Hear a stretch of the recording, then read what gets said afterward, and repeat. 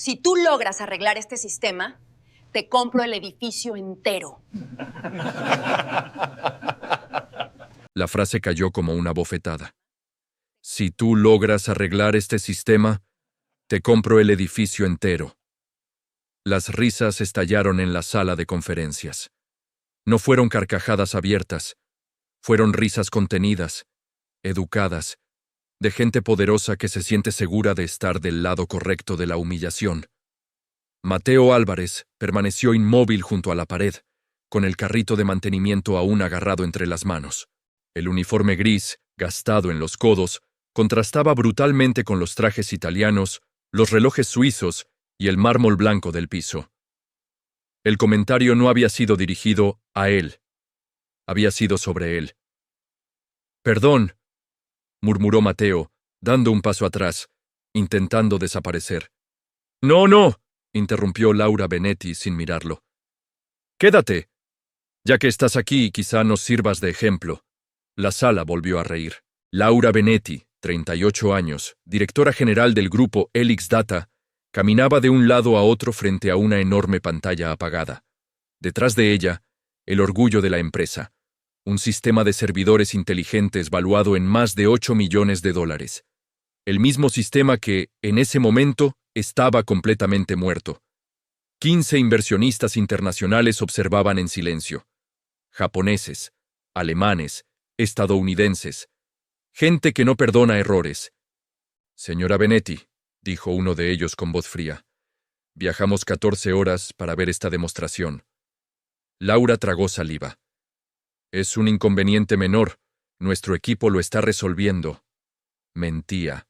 Llevaban 5 días sin dormir, 3 consultoras externas, 2 equipos universitarios.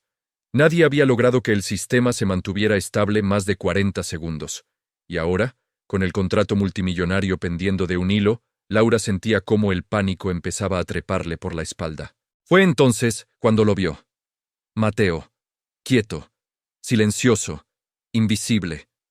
El hombre que llevaba casi 4 años limpiando los pisos de la empresa, revisando luminarias, cambiando filtros de aire. El hombre cuyo nombre casi nadie sabía.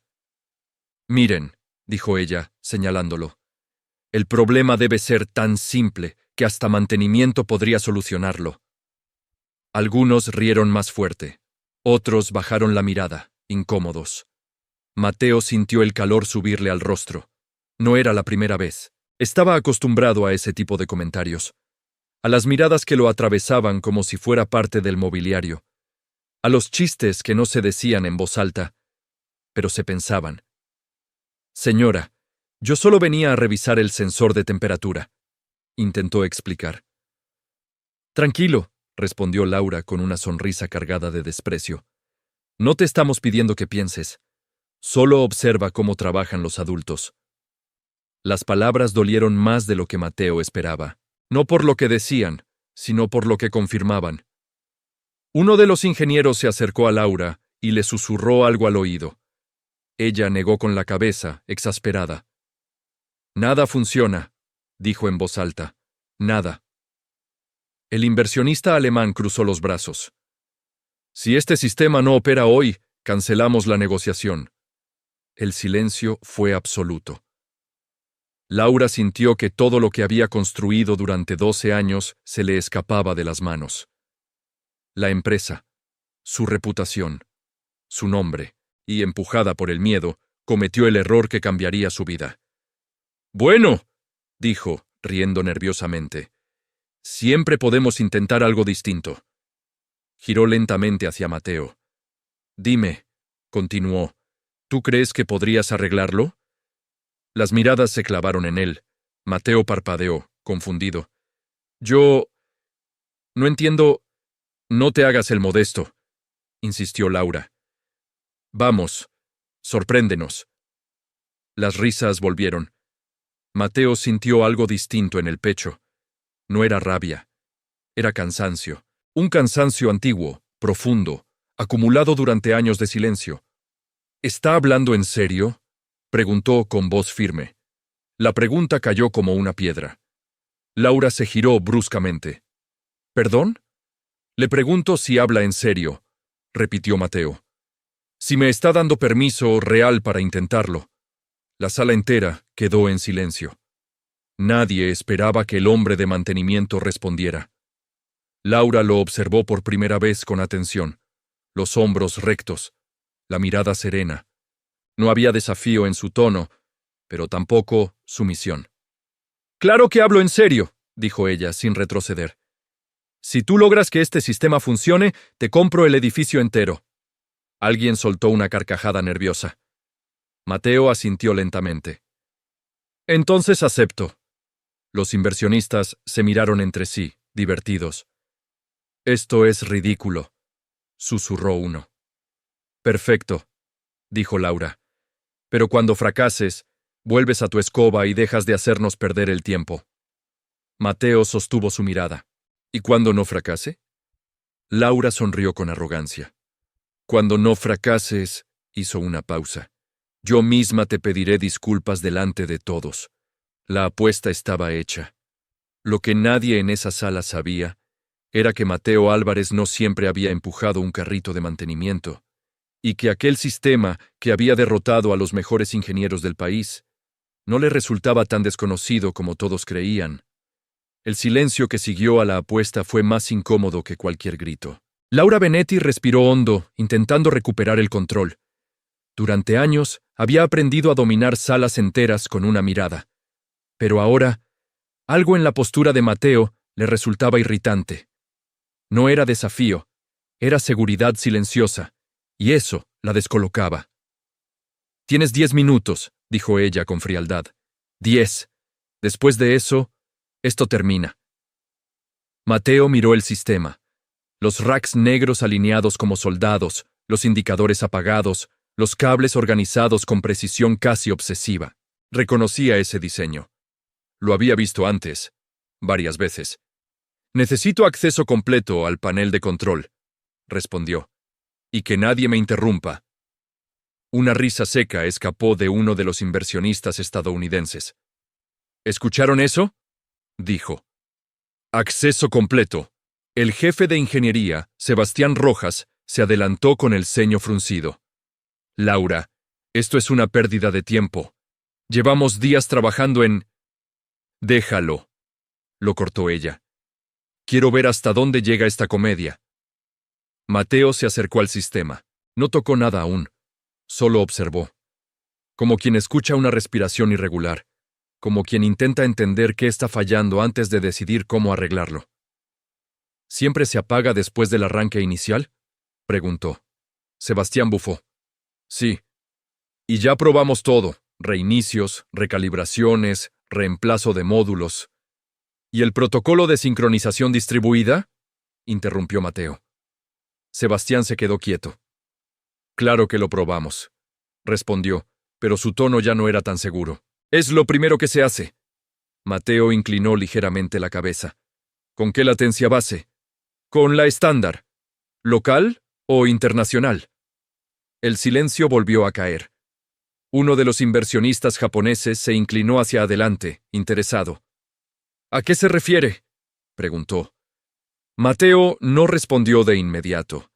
Caminó alrededor del sistema, observando los puertos, los módulos de refrigeración, la arquitectura interna. Este sistema fue diseñado para operar con servidores distribuidos en 3 continentes, dijo finalmente. Pero están probándolo como si todo estuviera en una sola red local. Sebastián abrió la boca y la cerró. «Eso no tiene sentido», intervino Laura. «El proveedor aseguró compatibilidad total». «Compatibilidad no significa adaptación», respondió Mateo con calma. «Significa que puede funcionar, no que funcione bien». Laura sintió una punzada de irritación. «Mira, Mateo, no necesitamos una clase teórica. Necesitamos que esto encienda». Mateo la miró por primera vez directamente a los ojos. «Y no va a encender de forma estable mientras sigan forzando parámetros que no corresponden a esta infraestructura». El murmullo empezó a crecer entre los presentes. Sebastián dio un paso adelante. «¿Desde cuándo un técnico de mantenimiento da lecciones de arquitectura de datos?». Mateo no se inmutó. Desde que entiende cómo se comportan los sistemas cuando se los trata como máquinas, y no como ecosistemas. Laura apretó los labios. Suficiente, dijo. 5 minutos más. Después de eso, se acabó el espectáculo. Mateo asintió. Con movimientos precisos, solicitó una tablet. Sebastián dudó, pero finalmente se la entregó. Mateo navegó por los menús con una velocidad que no correspondía a alguien que solo limpiaba oficinas. Uno de los alemanes frunció el ceño. Él sabe exactamente dónde está cada cosa, murmuró. Mateo comenzó a modificar parámetros, no al azar. Cada cambio era pequeño, casi imperceptible. Está bajando el umbral de sincronización, susurró Sebastián sorprendido. Pero eso debería provocar inestabilidad.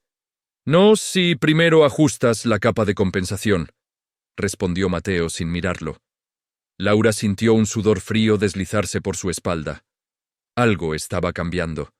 Las risas habían desaparecido. La burla se había convertido en atención. ¿Cuánto tiempo lleva usted aquí?, preguntó el inversionista japonés. Casi 4 años, respondió Mateo, sin dejar de trabajar.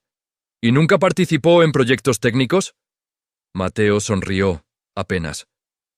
Nunca me invitaron. Laura apretó los puños. Esto es absurdo, dijo. Sebastián, ¿por qué le estás permitiendo tocar el núcleo del sistema? Sebastián tragó saliva. Porque, si no lo hago, no sabré qué más intentar. Las luces del rack parpadearon, una sola vez, luego otra. ¿Qué fue eso?, preguntó alguien. Mateo levantó la vista. El sistema está intentando estabilizarse, dijo. Algo que no había hecho antes. La pantalla principal mostró una línea de diagnóstico en verde, y luego volvió a rojo. Todavía no, añadió. Pero ahora, al menos, está luchando por vivir. El silencio era total. Laura miró el reloj. Quedaban 2 minutos. Si esto no funciona, dijo con voz tensa. Se terminó. Mateo no respondió. Solo siguió trabajando. Y en ese momento, mientras ajustaba el último parámetro, una imagen cruzó su mente. Un laboratorio distinto. Otro país. Otro nombre en la puerta. Una vida que nadie en esa sala conocía. Mateo detuvo las manos por un segundo. No porque dudara, sino porque algo dentro de él había despertado. El zumbido leve del sistema, irregular, inestable, le recordó otro sonido, más antiguo, más distante, el de un laboratorio silencioso a miles de kilómetros de allí. ¿Qué está haciendo ahora?, preguntó Laura impaciente. Mateo respiró hondo. Escuchando, respondió. Sebastián soltó una risa incrédula. ¿Escuchando qué? El error, dijo Mateo. Los sistemas complejos siempre hablan antes de colapsar. El problema es que casi nadie se detiene a oírlos. Laura sintió un escalofrío inexplicable. No tenemos tiempo para metáforas. No es una metáfora, replicó él. Es experiencia. Uno de los inversionistas alemanes se inclinó hacia adelante. ¿Experiencia de dónde?, preguntó. Con todo respeto, usted trabaja en mantenimiento. Mateo asintió lentamente. Ahora sí. Laura cruzó los brazos. Mira, Mateo, si esto es una broma elaborada, te aseguro que... No lo es, interrumpió él. Y si quiere que continúe, necesito que me responda algo. La forma en que lo dijo, sin miedo, sin desafío, hizo que Laura, contra todo instinto, respondiera. ¿Qué? ¿Este sistema fue diseñado para operar bajo estrés continuo o bajo eficiencia teórica? Sebastián frunció el ceño. ¿Qué tipo de pregunta es esa? La más importante, dijo Mateo. Porque si fue diseñado para escenarios ideales, nunca funcionará en el mundo real. El inversionista japonés habló por primera vez desde hacía varios minutos. Nuestros entornos reales tienen picos de latencia, tráfico impredecible y variaciones térmicas constantes, dijo. El sistema debería adaptarse, Mateo asintió. Exacto, pero fue entrenado para obedecer, no para aprender. Laura sintió como algo empezaba a desmoronarse dentro de ella. ¿Y usted sabe cómo hacer que aprenda? Preguntó casi sin querer. Mateo la miró. Por un instante, desapareció el uniforme. Desapareció el carrito. Desapareció el hombre invisible. Sí, respondió. Lo hice antes. El silencio fue absoluto. ¿Antes? ¿Dónde? Preguntó Sebastián con voz más baja. Mateo apoyó la tablet sobre la mesa. Hace 9 años, comenzó. Trabajaba en un centro de investigación en Valencia, sistemas distribuidos, redes inteligentes, infraestructura crítica. Laura abrió ligeramente la boca. ¿Está diciendo que usted... Soy ingeniero en sistemas, continuó Mateo, con especialización en arquitecturas adaptativas. Y durante 10 años, ese fue mi trabajo. Las palabras flotaron en el aire como algo imposible. Sebastián negó con la cabeza. Eso no puede ser cierto. Si fuera así, ¿qué hace limpiando oficinas? Mateo bajó la mirada por un segundo. No había vergüenza en su gesto. Había memoria.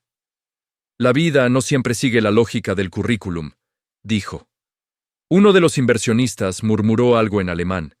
Laura sintió que el corazón le latía demasiado rápido. Explíquese, ordenó.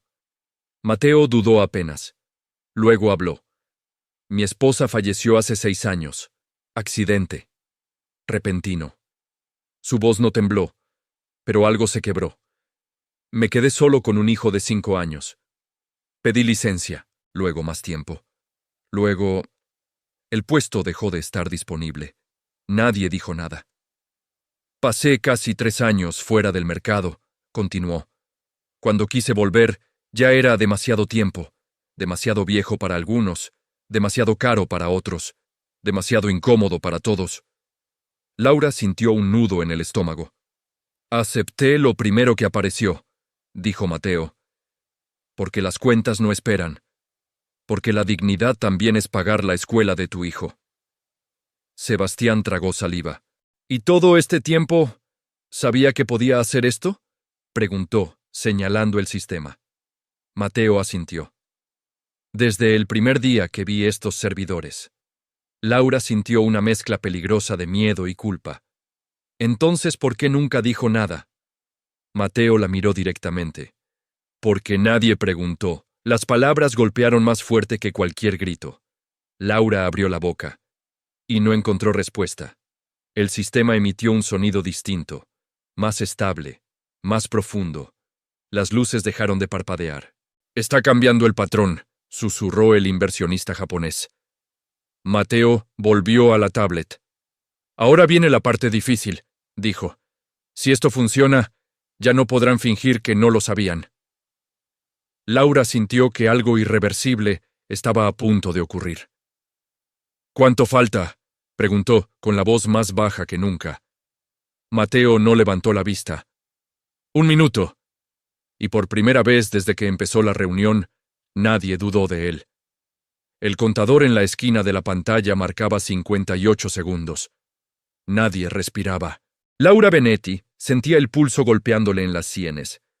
Nunca, en todos sus años como ejecutiva, había sentido ese tipo de vulnerabilidad.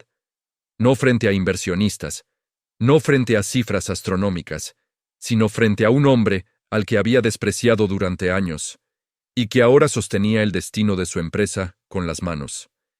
¿Qué pasará si falla?, preguntó uno de los estadounidenses en voz baja. Mateo no respondió de inmediato. Ajustó un último parámetro. Sus dedos se movían con una precisión casi quirúrgica. Si falla, dijo finalmente, el sistema colapsará por completo. No habrá forma de reiniciarlo sin reconstruir toda la arquitectura.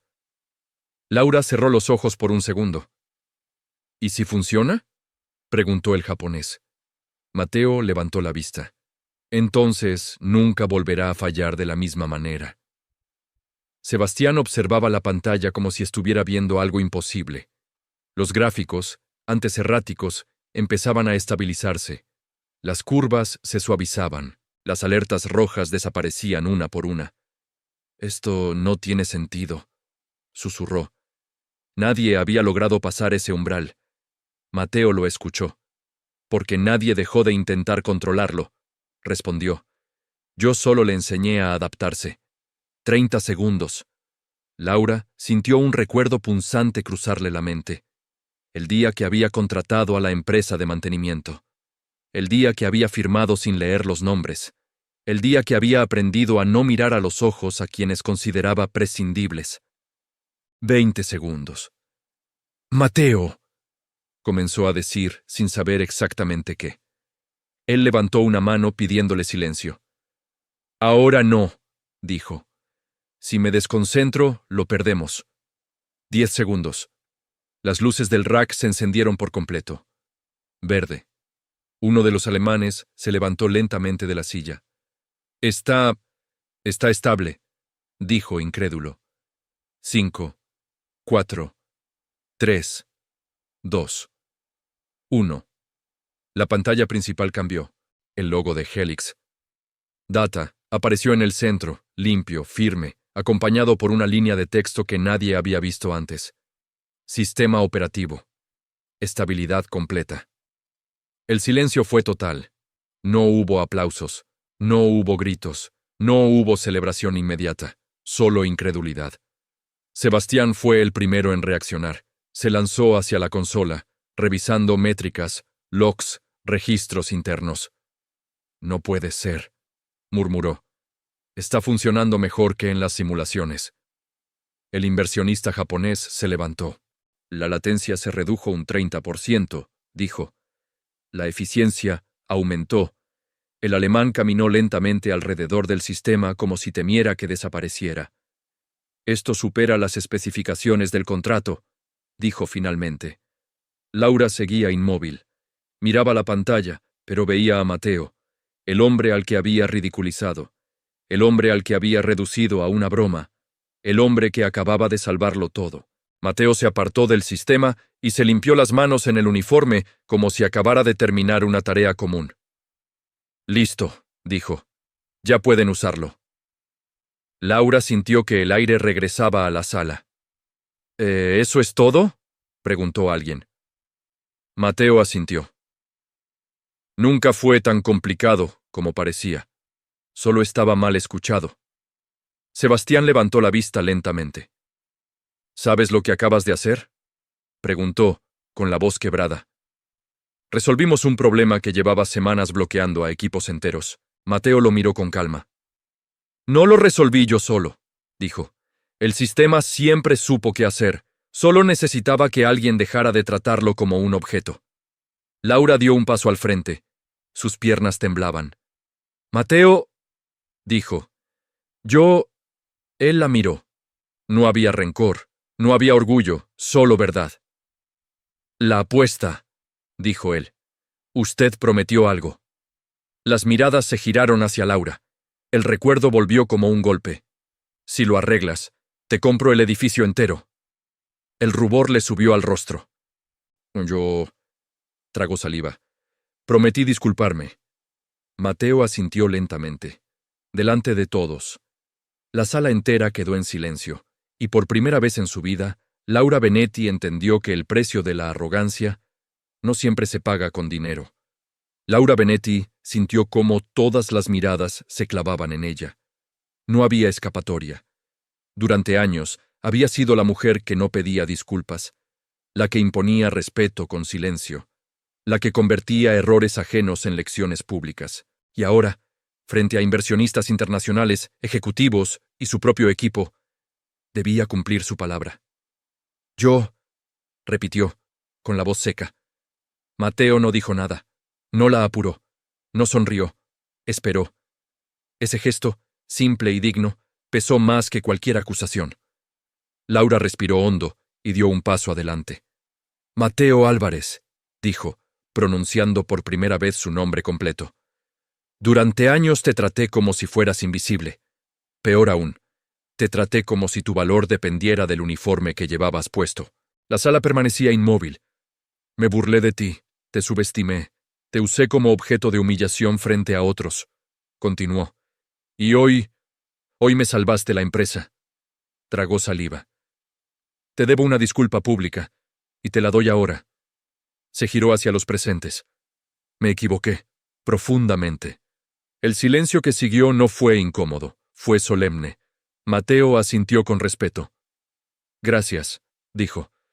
No por mí, sino por todos los que trabajan aquí y merecen ser vistos. Las palabras golpearon con más fuerza que la disculpa. Uno de los inversionistas estadounidenses se levantó.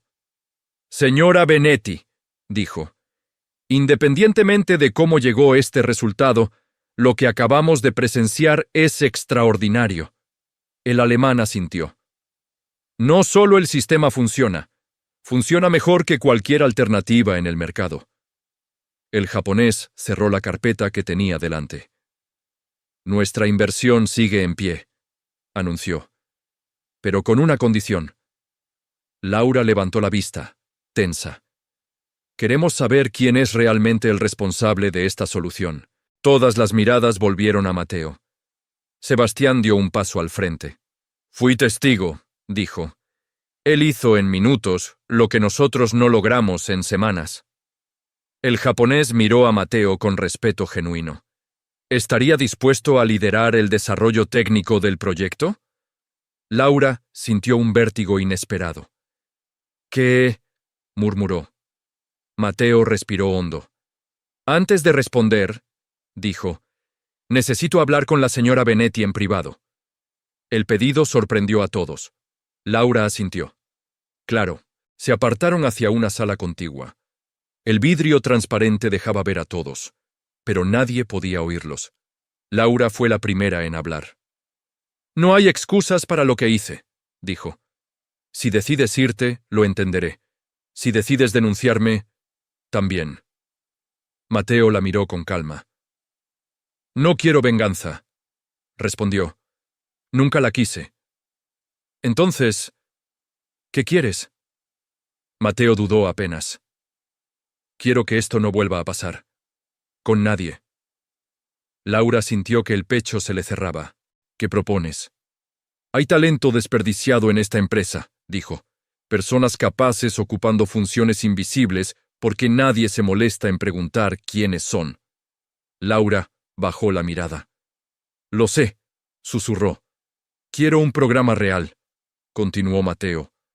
Transparente, donde cualquier empleado pueda mostrar lo que sabe hacer, sin prejuicios, sin jerarquías que silencien.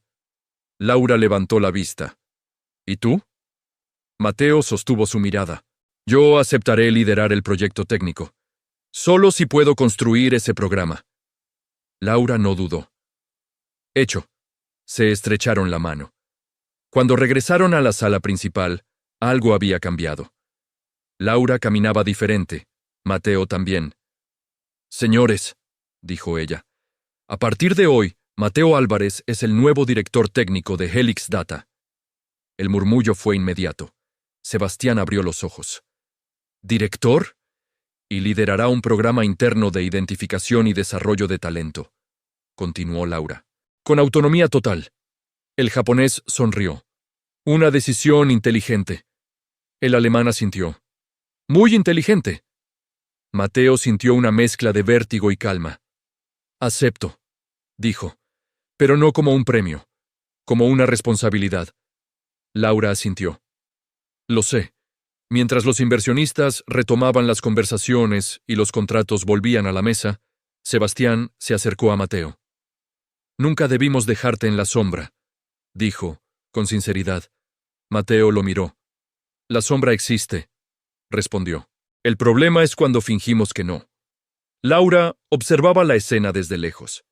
Por primera vez, no se sentía en la cima. Se sentía al comienzo. 3 meses después, Helix Data ya no era la misma empresa. No solo porque el sistema funcionaba sin una sola falla. No solo porque los contratos internacionales se habían duplicado, sino porque algo invisible había cambiado en los pasillos. La gente se miraba a los ojos. Mateo caminaba por el edificio sin uniforme gris por primera vez. Vestía sencillo, nada ostentoso. Pero su postura era distinta. No por el cargo, sino porque ya no necesitaba encogerse para caber en un lugar que antes no lo veía. El programa que había propuesto comenzó en silencio. Un formulario interno, entrevistas voluntarias, evaluaciones prácticas, sin títulos rimbombantes, sin currículums inflados. Solo una pregunta central. ¿Qué sabes hacer de verdad? Los resultados sorprendieron a todos. Una analista de limpieza con formación en ciberseguridad. Un guardia nocturno que había sido arquitecto de software. Un auxiliar administrativo con experiencia en inteligencia artificial. Personas que durante años habían sido invisibles, hasta que alguien decidió mirar. Sebastián fue el primero en admitirlo en una reunión general. Creí que liderar era saber más que los demás, dijo. Hoy entendí que liderar es saber escuchar mejor. Laura Benetti observaba desde el fondo de la sala. No interrumpía, no imponía, aprendía. Aquella mujer que antes confundía autoridad con desprecio, ahora entendía algo que jamás había aprendido en ninguna escuela de negocios. El talento no grita, el talento espera. Una tarde, Laura llamó a Mateo a su oficina. «Quiero que sepas algo», le dijo. «Estoy deshaciendo decisiones que tomé durante años». Mateo la miró con calma. «Eso no te hace débil», respondió. «Te hace responsable». Ella asintió. «Si ese día no te hubiera humillado», comenzó. Mateo la interrumpió suavemente. Entonces nada de esto habría ocurrido. Laura lo miró sorprendida. «¿No lo lamentas?» Mateo pensó unos segundos. «Lamento que haya personas que aún estén donde yo estuve, esperando que alguien les dé una oportunidad». Esa noche, Mateo pasó a buscar a su hijo por la escuela. «Papá», dijo el niño, «la maestra dijo que ahora eres director». Mateo sonrió. «Soy alguien que aprendió a no rendirse», respondió. «¿Y eso qué es?» Mateo se agachó para quedar a su altura. «Es seguir creyendo en ti, incluso cuando otros no lo hacen». El niño lo abrazó sin entender del todo, pero sintiendo que algo importante había sido dicho. Semanas después, Helix Data fue invitada a contar su historia en un foro empresarial internacional. Laura subió al escenario, pero no habló primero. Se dio el micrófono a Mateo. «Hace un año», dijo él, «yo limpiaba oficinas en este mismo tipo de edificios, no porque no supiera hacer otra cosa, sino porque nadie preguntó». El auditorio quedó en silencio. «Hoy no estoy aquí para contar una historia de éxito personal», continuó. «Estoy aquí para hablar de un error colectivo. Creer que el valor de una persona está determinado por el puesto que ocupa». Las miradas estaban fijas en él. «Si algo aprendimos», dijo, «es que el talento no desaparece. Solo se esconde cuando no se le da espacio». Laura lo observaba desde un costado del escenario, y por primera vez en su vida no sentía orgullo por haber llegado arriba, sino por haber aprendido a bajar la mirada y ver a quienes siempre estuvieron allí. Mateo terminó su intervención con una frase simple. «Nunca subestimen a quien hace su trabajo en silencio. Puede estar sosteniendo más de lo que imaginan». Los aplausos no fueron estruendosos, fueron profundos. Días después, un nuevo cartel apareció en el hall principal de Helix Data. No tenía nombres, no tenía cargos, solo una frase. «Aquí nadie es invisible». Mateo pasó frente a él una mañana cualquiera, se detuvo, lo leyó y siguió caminando. Porque algunas historias no terminan con aplausos, terminan cuando el mundo empieza, por fin, a cambiar.